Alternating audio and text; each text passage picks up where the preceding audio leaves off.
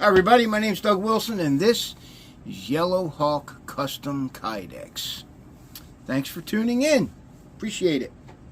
I have four sheath systems here. Now I know some of you guys are probably wondering, because I wonder, right? Why do I do this? I mean, seen one, seen them all, right? Not here. Every sheath system that I build is different. These are completely custom from the ground up. You guys tell me what you want.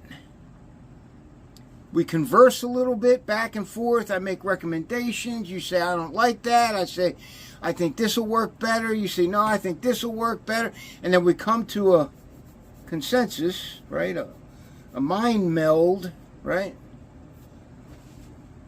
And I build what you want, okay? What we agree on, okay?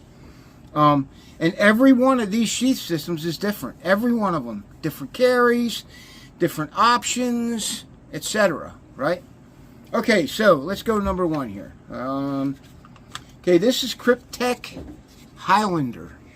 Cryptek Highlander. And this is our Piggyback system. Okay? Now, if you order a Piggyback system, generally this is kind of what it's going to look like. Okay? Generally, unless we decide on something different, right?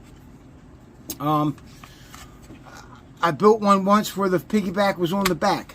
Once. I didn't want to do it. The client kind of made me do it, right? So if I make a recommendation and you're like dead set against it, don't be afraid to say, hey, I don't like that, Doug. Okay. All right. Hey, doesn't matter whether I have 20 plus years experience doing this, right? Doesn't matter.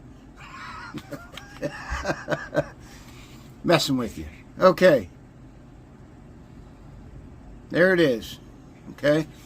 So we got the piggyback on the front. It's hardwired into the main sheath with screws and bolts, right? Screws and posts. I don't believe in quick clip systems. However, I do them. If you really want one, I can do a quick clip system where you just pull on it and it pops off. I don't like them because they're not secure. I do a lot of sheath systems for guys in the military, guys who are airborne qualified, guys in special ops, SEALs, Green Berets, all that stuff, okay? And I do not recommend a quick clip piggyback system. Although, I will make one if you really want one. Okay? Okay? They are not secure. I don't care who makes it, how it's made, right? I've seen them. I've seen most of them out there, and you drop it, right? That thing could pop out of there, and you lose your small knife, and nah, you don't want that. Okay. So, I recommend that they be hardwired into the sheath.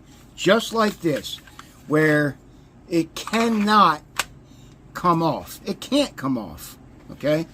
Unless you lose all the screws and it's put on there with 1, 2, 3, 4, 5, 6 screws, okay? So, all of them got to come off at once. Try that, Murphy. Anyway. On the top here is, what is this called? I call it lava or bubble pattern. Orange and black bubble pattern or lava pattern. It has a name. I can't remember. There are so many different Kydex patterns. I can't keep up with them. They're coming every day. There's a new one on my, on my sites, right? So, anyway. Okay, so there's that. These things are bomb-proof. I promise you, this will last your lifetime, your kids, and their kids' lifetime. So, face mount ferro rod. I could put a compass here. I could, but he didn't opt for one. Okay, let's turn it over. We have a diamond rod sharpener. Okay, diamonds. Okay, so I don't care what the steel is. Super steel, high carbon, 1095, A1, O1, 80 CRV2, doesn't matter. Super steels like CPM 3V, S35VN, all that stuff, right? I don't care what the steel is, diamonds cut steel, period.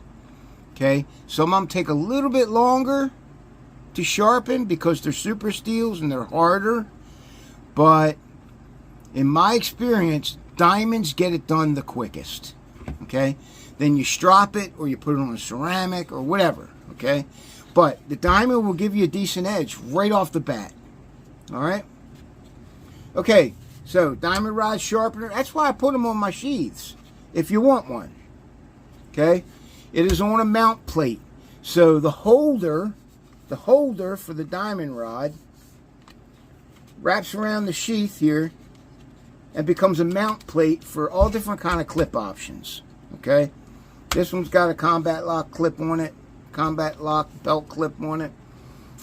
He can take this off, put a molly lock clip on there. It's got a voodoo dangler system with double screws. I can't always put double screws in, but where it's possible, I do. Okay, I don't have a problem with putting one in. And if you're worried about it, just Loctite it.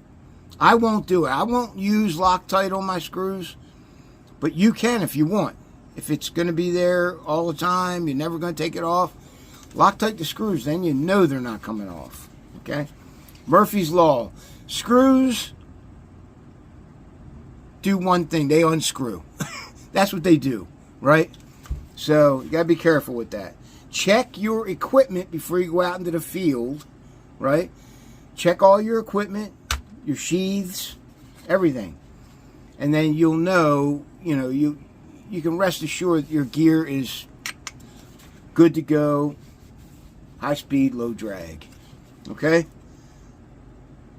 All right, so there it is. Turned out good. I'm happy. Most of the sheaths that I build, I'm happy with the way they turn out.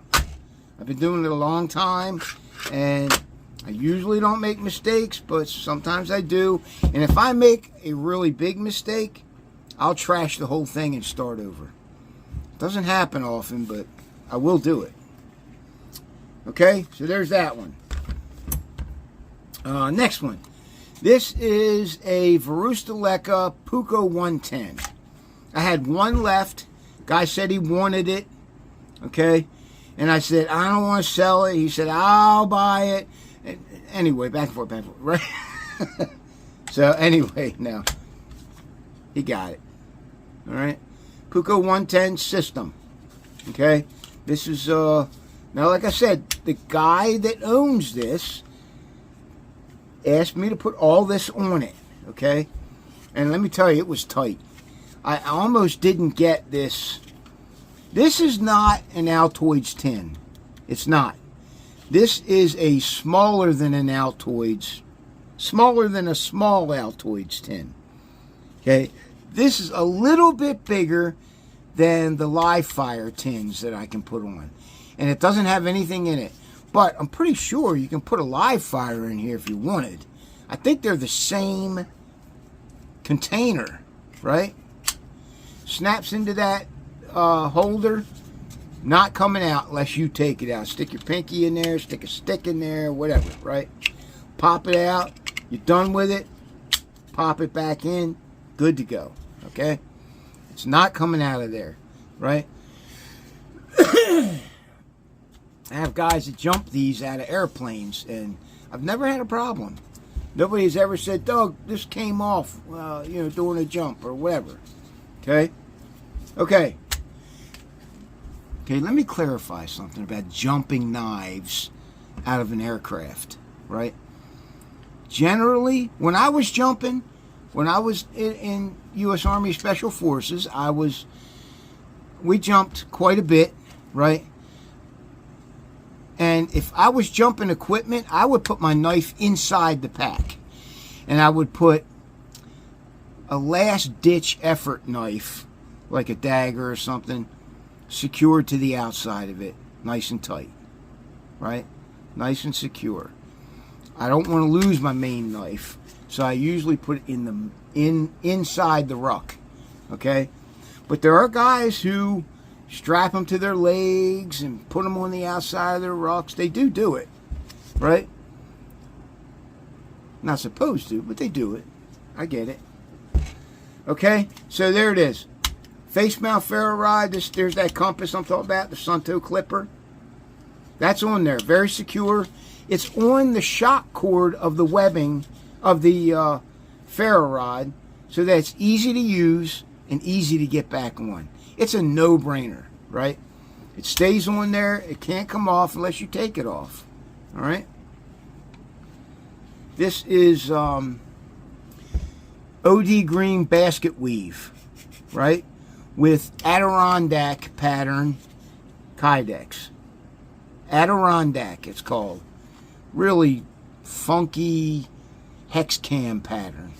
I like it. I think it's cool. If you're looking for something eye-popping so that there's no way you can lose your knife in the field, this is the stuff. All right? All right? Okay? Got a small molly lock on the back. Diamond rod, a voodoo dangler, right? See, this one only has one screw, but it's like cranked on there. It ain't coming off. Check your screws, guys, before you go out in the field. That's the only thing I can say about this. Okay? Now, this guy wanted a ceramic. Okay? So I do have ceramics. Ceramics are different than diamond rods. They're different. They give you a different edge. They work a different way. If you have questions about it, just ask me. What's the difference? When can I use a ceramic as opposed to, the diamond rod that you put on your systems, right? I'll tell you. I don't keep information to myself. I share it. Okay? There are guys who think I keep it to myself. I don't. Now, proprietary stuff that I do with my sheath systems, yeah, I keep that to myself. Absolutely. Okay? So there it is. Scuba webbing. This is like a light OD green scuba webbing, right? I have not found an actual OD green scuba webbing yet. If anybody knows of where I can get some OD green scuba webbing in 1.5 inch width, let me know. I appreciate it. Okay, there it is. All this stuff is removable. Everything on the sheath is removable. You can remove one thing at a time or all of it at once, right? Depends on how you want your system for a particular situation or a particular op or whatever, right? It doesn't have to stay this way. Guys think, oh man, there's too much stuff on that sheath. Take some stuff off if you need to, right? And then when you need it, you put it back on. It's easy. All right, that's it for that one. This is Tops MPAT, right? Tops MPAT. You notice there's no scratches on these blades. Okay, I'm pretty good at not scratching blades. However, it's still Kydex. Over time, it could mark up your blade a little bit. Hey, let me give you a tip. Buffing. Just buff it, right? If you have a buffer, or God forbid you got to do it by hand, right? Just buff it out. It usually buffs out just fine, okay? This one's left-handed. Not a lot of guys want left-handed sheaths. This guy did.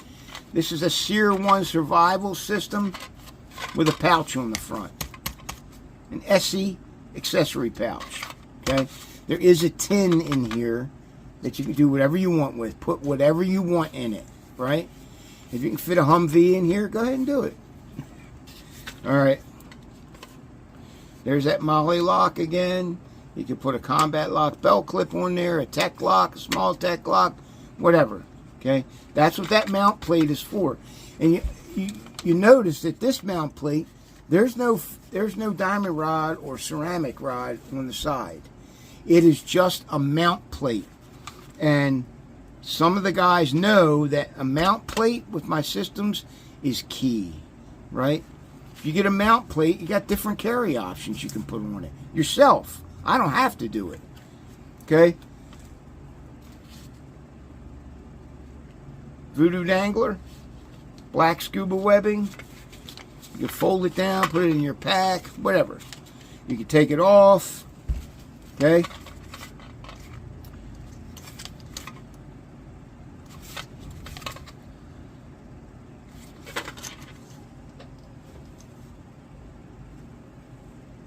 Okay. Alright, this next one, I'm only showing this because of the Raptor Dangler assembly. This. Okay. I did not make this sheath. Okay. Now, remember I said I don't put Loctite on my screws? Well, the guy that owns this actually wanted me to put a different kind of dangler on it, but I couldn't. I couldn't put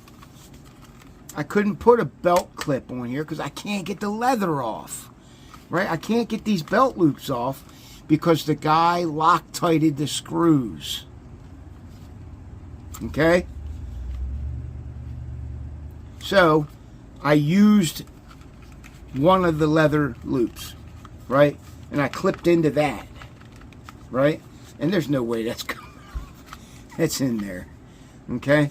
This one's leather, okay? This one is leather, 10 ounce Herman Oak. I dye it myself with the logo in it, all the good stuff, okay? All right, that's it, guys. That was pretty comprehensive, right? All right, this is Doug Wilson for Yellow Hawk Custom Kydex. Thanks for watching. Thank you for supporting veteran-owned Yellow Hawk Customs. See ya.